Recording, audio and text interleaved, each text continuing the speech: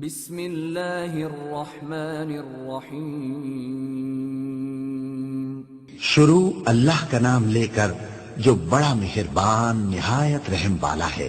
کاف ہا یا عین صاد، یہ تمہارے پروردگار کی مہربانی کا بیان ہے جو اس نے اپنے بندے زکریا پر کی تھی جب انہوں نے اپنے پروردگار کو دبی آواز سے پکارا اور کہا کہ اے میرے پروردگار، میری ہڈیاں بڑھاپے کے سبب کمزور ہو گئی ہیں اور سر سفید بالوں کی وجہ سے چمکنے لگا ہے، اور اے میرے پروردگار، میں تجھ سے مانگ کر کبھی محروم نہیں رہا، اور میں اپنے بعد اپنے بھائی بندوں سے ڈرتا ہوں، اور میری بیوی بانج ہے، پھر بھی مجھے اپنے پاس سے ایک وارث عطا فرما جو میری اور اولاد یعقوب کی میراث کا مالک ہو، اور اے میرے پروردگار، اس کو خوش اخلاق بنائیو۔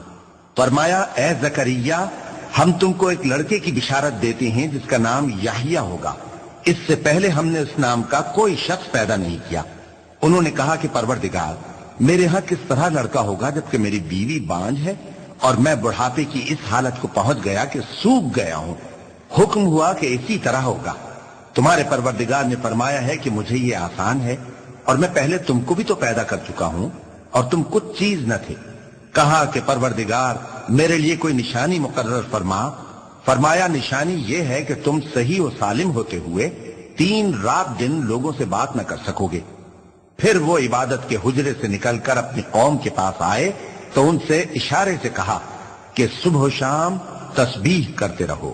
فرمایا اے یحییٰ، ہماری کتاب کو مضبوطی سے تھامے رہو، اور ہم نے ان کو لڑکپن ہی میں دانائی عطا فرمائی تھی اور اپنے پاس سے شفقت اور پاکیزگی دی تھی، اور وہ پرہیزگار تھے، اور وہ اپنے ماں باپ کے ساتھ نیکی کرنے والے تھے اور سرکش اور نافرمان نہیں تھے۔ اور جس دن وہ پیدا ہوئے اور جس دن وفات پائیں گے اور جس دن زندہ کر کے اٹھائے جائیں گے ان پر سلام ہے۔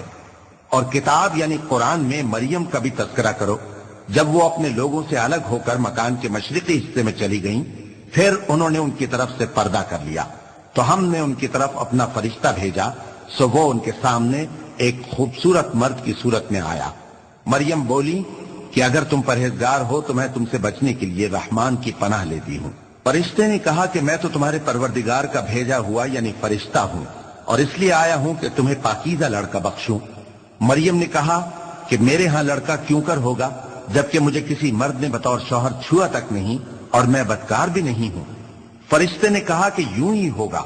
تمہارے پروردگار نے فرمایا کہ یہ مجھے آسان ہے اور میں اسے اسی طریق پر پیدا کروں گا تاکہ اس کو ہم لوگوں کے لیے اپنی طرف سے نشانی اور ذریعہ رحمت بنائیں، اور یہ کام مقرر ہو چکا ہے۔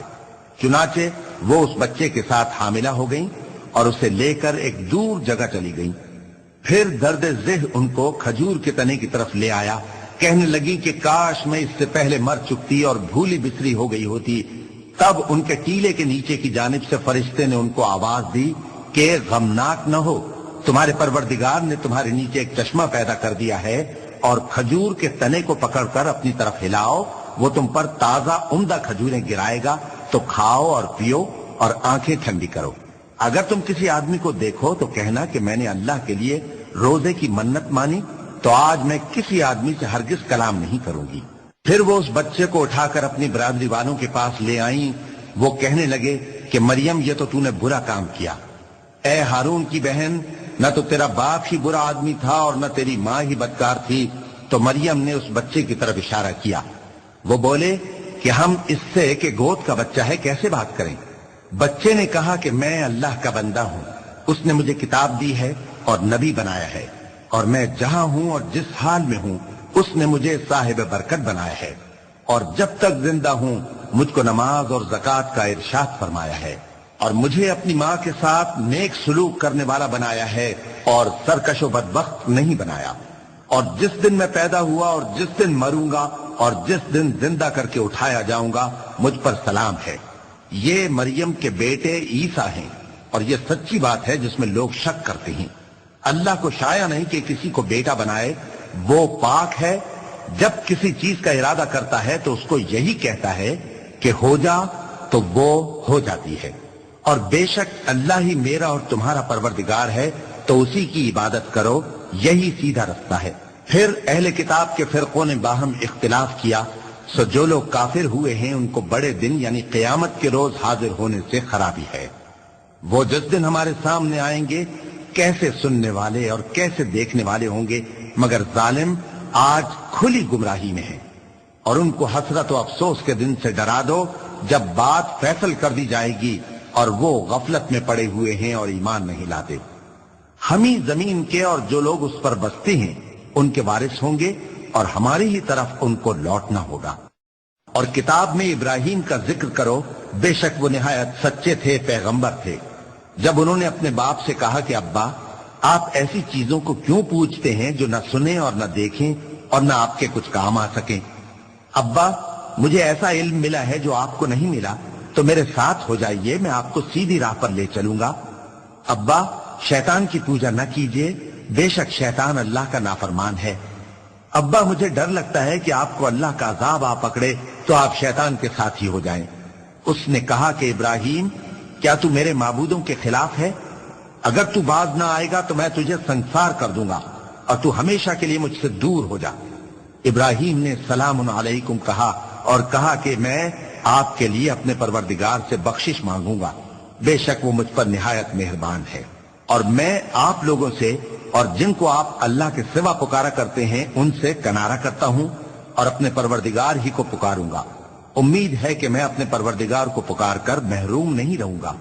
اور جب ابراہیم ان لوگوں سے اور جن کی وہ اللہ کے سوا پرستش کرتے تھے الگ ہو گئے تو ہم نے ان کو اسحاق اور اسحاق کو یعقوب بخشے اور ہر ایک کو پیغمبر بنایا، اور ہم نے ان کو اپنی رحمت سے بہت سی چیزیں عنایت کی اور ان کا ذکر جمیل بلند کیا۔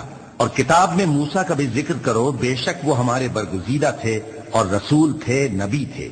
اور ہم نے ان کو طور کی داہنی طرف سے پکارا اور باتیں کرنے کے لیے نزدیک بلایا، اور اپنی مہربانی سے ان کو ان کا بھائی ہارون پیغمبر بنا کر عطا کیا۔ اور کتاب میں اسماعیل کا بھی ذکر کرو، وہ وعدے کے سچے اور رسول تھے، نبی تھے، اور وہ اپنے گھر والوں کو نماز اور زکوٰۃ کا حکم کرتے تھے اور اپنے پروردگار کے ہاں پسندیدہ تھے۔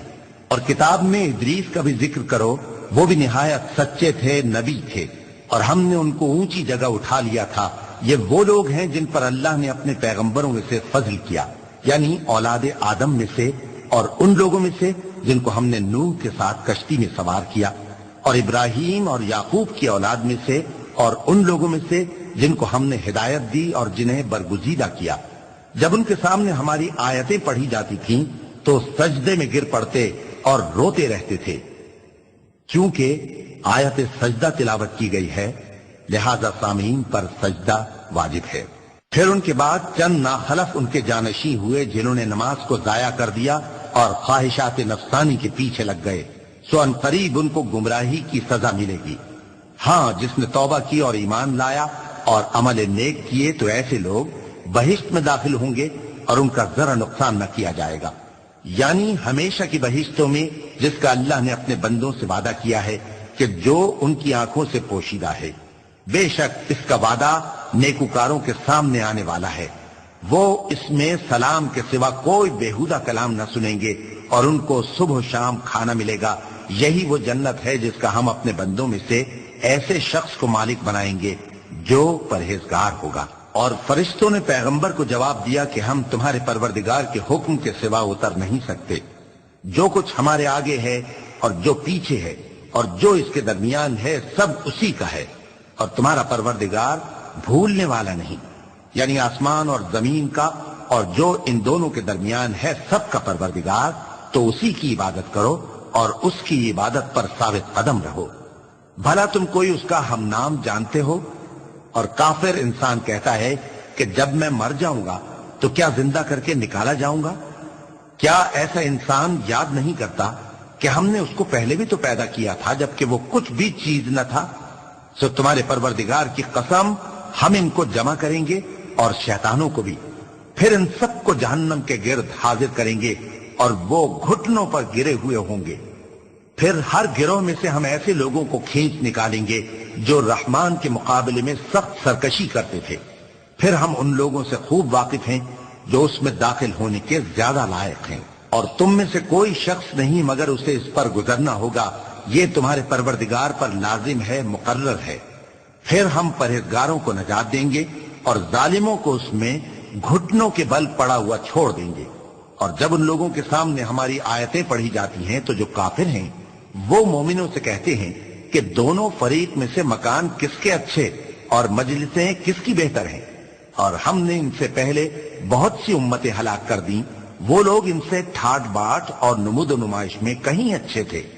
کہہ دو کہ جو شخص گمراہی میں پڑا ہوا ہے رحمان اس کو آہستہ آہستہ مہلت دیے جاتا ہے، یہاں تک کہ جب اس چیز کو دیکھ لیں گے جس کا ان سے وعدہ کیا جاتا ہے، خواہ عذاب اور خواہ قیامت، تو اس وقت جان لیں گے کہ مکان کس کا برا ہے اور لشکر کس کا کمزور ہے۔